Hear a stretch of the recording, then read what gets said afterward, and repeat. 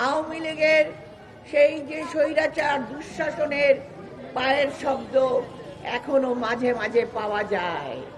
তাই আমরা দেখতে পাচ্ছি গত এক বছর পরে আমাদের কিছু শিল্পী সমাজ সেই আবার একত্রিত হয়ে সেই স্বৈরাচারের জন্য মায়া কান্না কাঁদছে। আমার দুঃখ এখানেই, এরা হলো শিল্পী সমাজ, যারা সমাজের প্রতিনিধি, যারা সমাজকে সত্য ও সুন্দরটা শেখায়, যারা এই মানুষের মাটি ও মায়ের গান নিয়ে, জনগণের জীবনযাত্রা নিয়ে মানুষের জীবনকে আলোকিত করে। সেই শিল্পী সমাজ থাকবে সব সময় সত্য ও ন্যায়ের পক্ষে। কিন্তু আজকে অত্যন্ত দুঃখজনকভাবে হলেও সত্যি, আমাদের শিল্পী সমাজের মধ্যে বিভাজন হয়ে গেছে। কেন এই বিভাজন?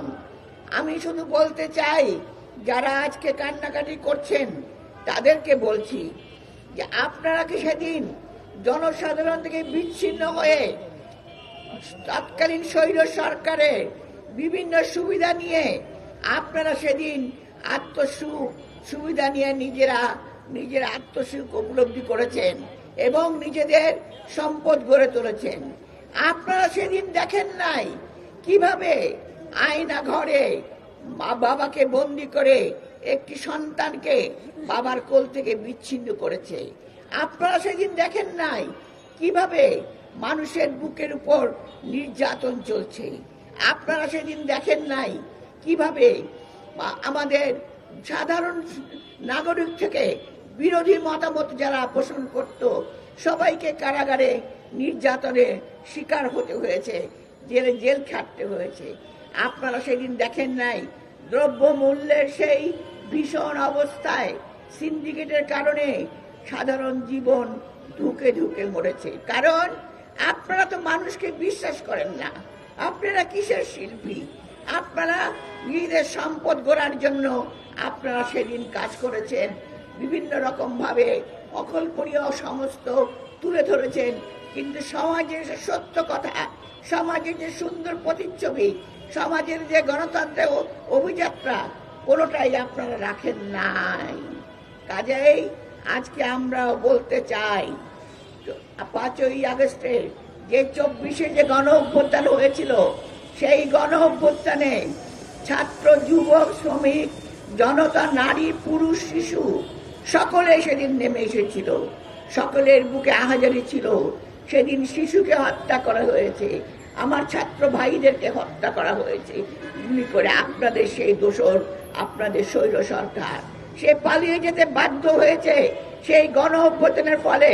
কিন্তু আপনারা এখনো ভুলতে পারছেন না, আপনারা ষড়যন্ত্র করছেন। আপনাদেরকে আমরা আবারও বলতে চাই, এই বাংলাদেশ স্বাধীন হয়েছে শহীদ প্রেসিডেন্ট জিয়াউর রহমানের স্বাধীনতা ঘোষণায়, যিনি মুক্তিযুদ্ধ করে দেশকে স্বাধীন করেছিল। শুধু তাই নয়, রণাঙ্গনে যে যুদ্ধ করেছে বাংলাদেশকে দিয়েছিল উপহার। এ দেশে এগিয়ে নিয়ে গিয়েছিল দেশনেত্রী বেগম খালেদা জিয়া, যিনি ওই স্বৈর সরকারের কবলে পড়ে, যাকে মিথ্যা মামলায় গত 18টা বছর ধুকে ধুকে মৃত্যুর সঙ্গে পাঞ্জা লড়তে হচ্ছে, কিন্তু তিনি এখনো আপোষ করেন নাই। তার একটাই কথা, এদেশের জনগণ আমার সন্তান, আমি মরলে এদেশে মরবো, সন্তানদের অধিকার।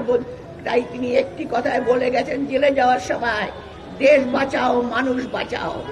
আজও তিনি গণতন্ত্রের জন্য লড়াই করছেন। তিনি কিন্তু আপোষ করে অনেক আগে সরকারে বসতে পারতেন, কিন্তু তিনি তা করেন নাই। তাই তাকে মিথ্যা মামলায় আজকে তিনি এই অবস্থায়, আজকে বিভিন্ন অসুখে তিনি জর্জরিত।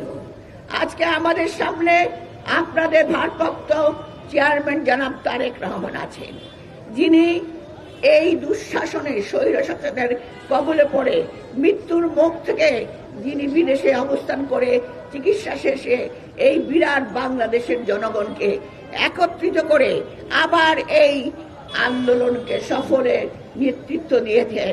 আন্দোলন সফল হয়েছে এবং স্বৈর সরকার পালিয়ে গেছে, পতিত সরকার পালিয়ে গেছে, দানবীয় সরকার পালিয়ে যেতে বাধ্য হয়েছে। তাই একটা কথা আপনাদেরকে বলতে চাই, আপনারা এখনো সজাগ হন।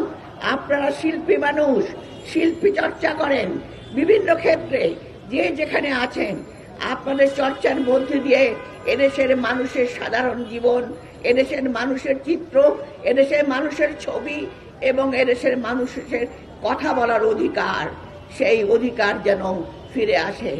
আপনারা সাবধান হয়ে যান, কারণ ছাত্র জনতা, শিল্পী এবং নারী, পুরুষ, শিশু সবাই আজ সচেতন। আপনার সচেতনতার কথা বলে লাভ নাই, চেতনার কথা বলেও লাভ নেই। মুক্তিযুদ্ধ চেতনার কথা বলে বাংলাদেশকে শোষণ করেছেন এই আপনারাই, আপনাদের সহযোগে আপনাদের সরকার।